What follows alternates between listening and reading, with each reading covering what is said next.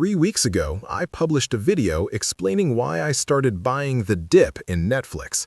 Today, I want to give a full portfolio update because several things have changed since then. First, I've taken profits on Netflix. Second, I've rotated that capital into Amazon and Broadcom. And third, I've also started building a small position in ServiceNow. At the same time, I've been adding aggressively to Microsoft, which has now become one of my top 3 positions, together with Palantir and Google. This video is not about trading hype or short-term speculation. This is about how I think about capital allocation, valuation, and risk management in a long-term portfolio. Let's start with Netflix.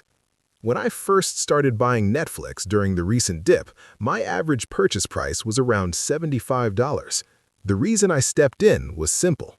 The underlying business was performing extremely well.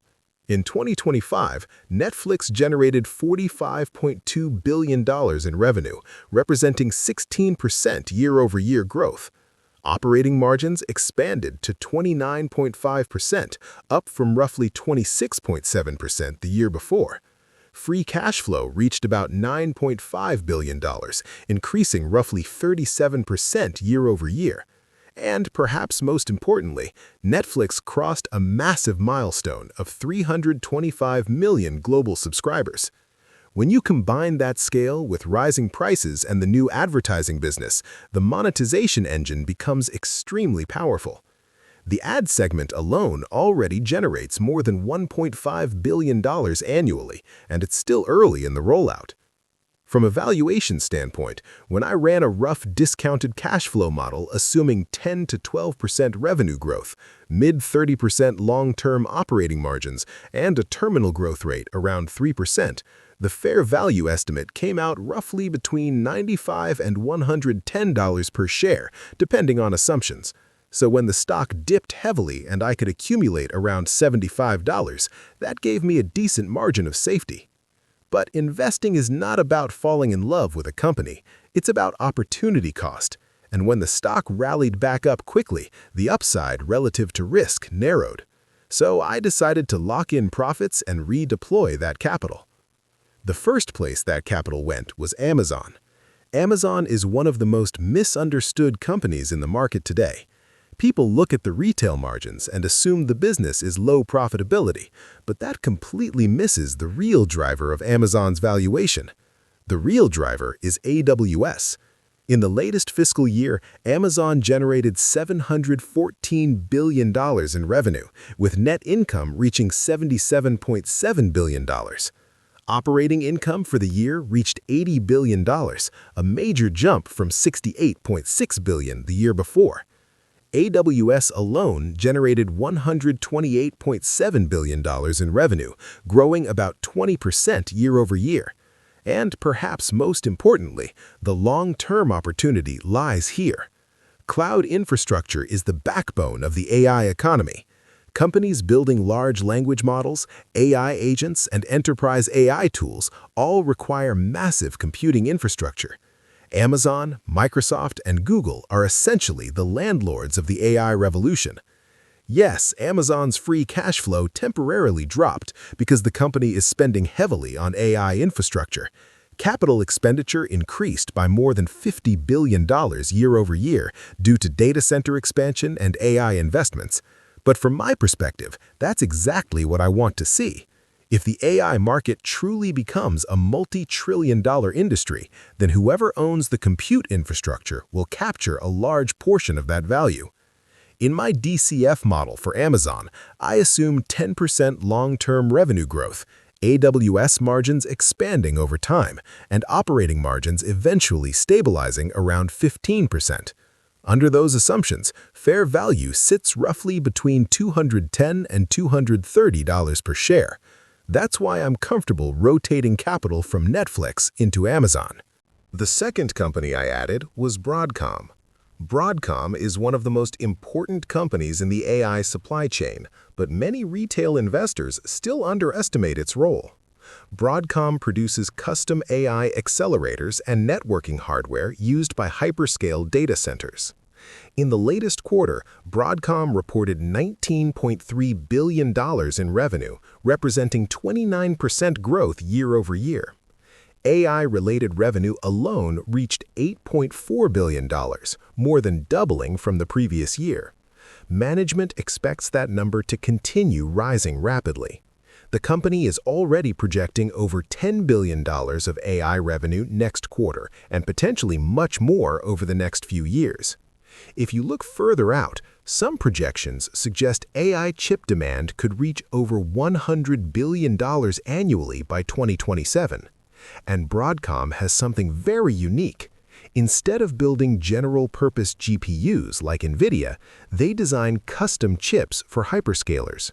That means customers like Google, Amazon, and Microsoft can create specialized AI chips optimized for their own workloads. This is a massive competitive moat. My rough valuation model assumes mid-teens revenue growth, high operating margins, and continued AI infrastructure demand. Under those assumptions, Broadcom still looks attractive relative to its long-term earnings power. So that's the second place I redeployed capital.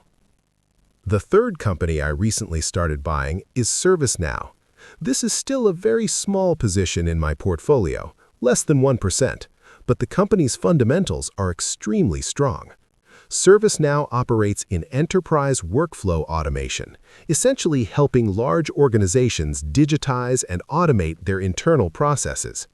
In the latest quarter, the company reported revenue of around $3.22 billion, beating expectations. Subscription revenue grew about 23% year over year to $3.11 billion, which is the core of the business. Subscription revenue is particularly valuable because it is recurring and highly predictable. ServiceNow also operates with extremely high margins. Gross margins are roughly 77 to 80%, which is typical for best-in-class enterprise software platforms. The reason I'm interested in ServiceNow is the intersection between workflow automation and AI. Their platform is increasingly integrating AI agents that automate tasks across HR, IT, and customer service systems. Management believes every business process is being refactored for AI. If that thesis plays out, ServiceNow could become a central platform for enterprise AI automation. The stock has already moved about 20% higher since my initial purchase, but given the long-term opportunity, I'm comfortable holding.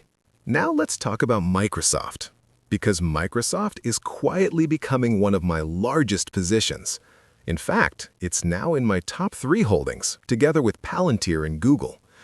The reason is simple. Microsoft is arguably the most strategically positioned company in the entire AI ecosystem.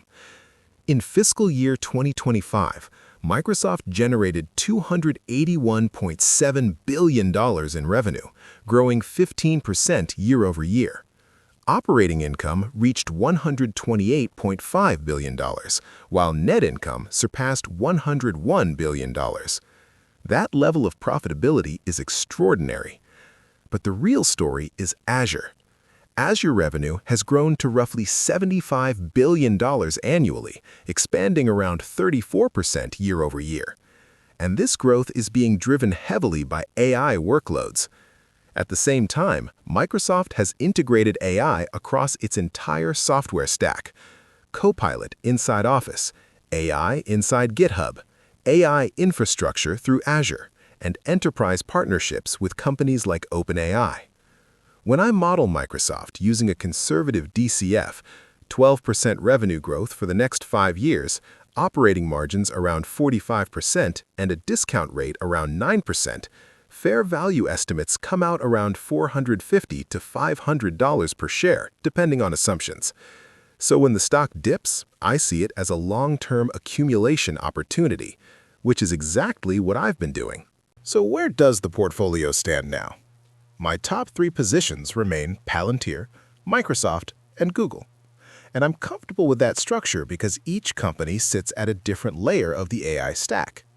Google dominates AI research and search infrastructure.